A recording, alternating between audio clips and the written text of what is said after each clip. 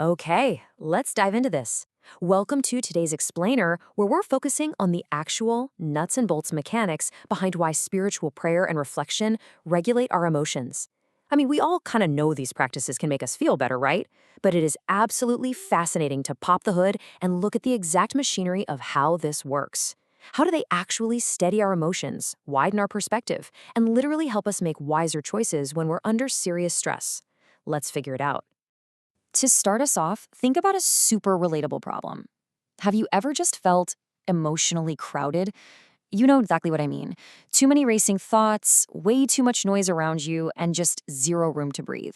It's like the whole world compresses into this really tight, overwhelming space.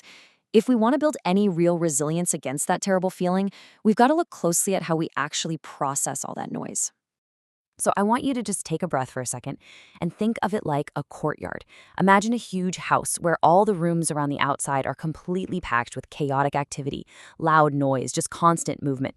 But right in the middle, the courtyard gives the house a quiet center. It's a place where things can just settle before you have to jump back into the chaos. Prayer and reflection function exactly like this courtyard. They aren't some magical escape from reality. They're a necessary pause that makes reality so much more readable.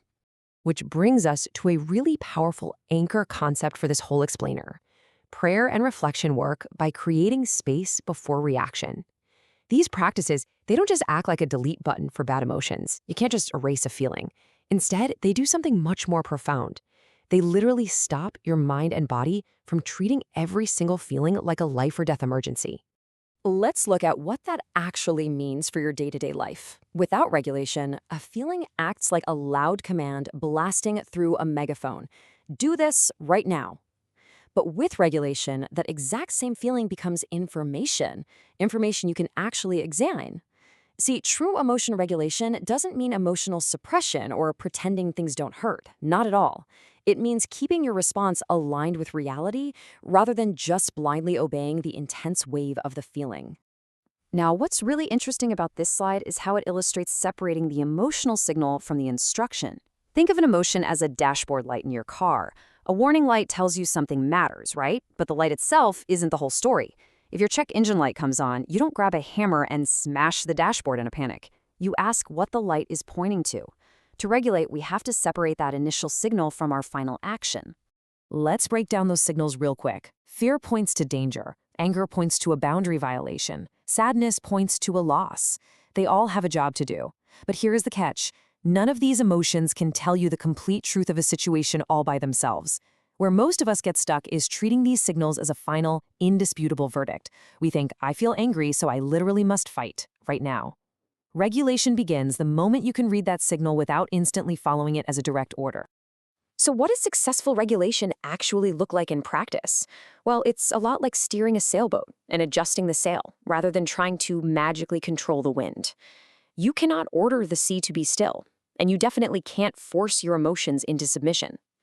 Regulation is guidance. It is not control by brute force. When we try to just suppress the wind of our emotions without understanding them, it almost always backfires. It turns into deep tension, endless rumination, or eventually an impulsive explosion. And look at how incredibly fast this builds up inside of us. At 0 seconds, boom, there's a trigger. By second 1, your body is already activating. Your chest tightens up, your stomach drops.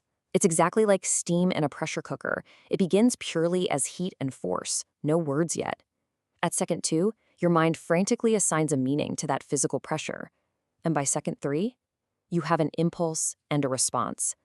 This inner chain reaction escalates so fast, it's almost a blur. But here is exactly where we can shift gears, using 4 specific inner moves. Noticing what is happening, pausing before reacting, interpreting clearly, and then deliberately choosing a response. Prayer and reflection intervene very early in this sequence. Think about it. Instead of trying to stop a runaway freight train at the very last station, these practices slow the train down early. They interrupt that automatic, blinding escalation before the impulse totally takes over. Think of it like a map. A map is a lifesaver when you're lost in a city, because being physically down in the streets and looking at a map of the city are not the same thing at all. Prayer and reflection actively reduce our fusion with a feeling. They gently separate you from the emotion. shifting your thoughts from the absolute, overwhelming "I am angry" to the observant, curious "I am noticing anger." It gives you that vital, bird's-eye perspective. And from that new perspective, the mind can actually regulate by changing the meaning of the event itself. Two people can face the exact same stressful event but feel totally different things, all based on the meaning they assign to it. Prayer and reflection actively reframe difficulty. It goes from a punishment to a challenge, from meaningless chaos to a purposeful test, and from total isolation to companionship. Placing your personal story into a much larger frame naturally softens the panic and despair. And this brilliantly illustrates the unique but incredibly synergistic roles these two practices play. Prayer is deeply relational, right? It totally reorients you to the comforting idea that I am not alone in this. Reflection, on the flip side, is deeply observant. It forces the hard, objective question, okay, what is actually happening right now and what am I just assuming?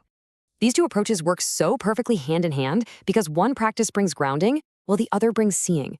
Think about it. If you're grounded by prayer but still totally confused about the facts, you might stay stuck. But if you see clearly through reflection but aren't grounded emotionally, your nervous system might still react way too fast. Together, grounding softens the body's isolation, while seeing cuts right through the mental fog and confusion. It's the ultimate combo. This entire sequence we've been talking about is really the ultimate engine of emotional steadiness. Let's recap. A strong emotion naturally causes contraction. Your body tightens, your mind narrows. But then, right on cue, comes the pause created by our practices. That pause makes room for a broader meaning to be found, which finally opens the door to making a wiser choice. It perfectly moves you from physical and mental contraction back out into openness, freedom, and true alignment with your values. As we wrap up our look at these mechanics, the reality is pretty undeniable.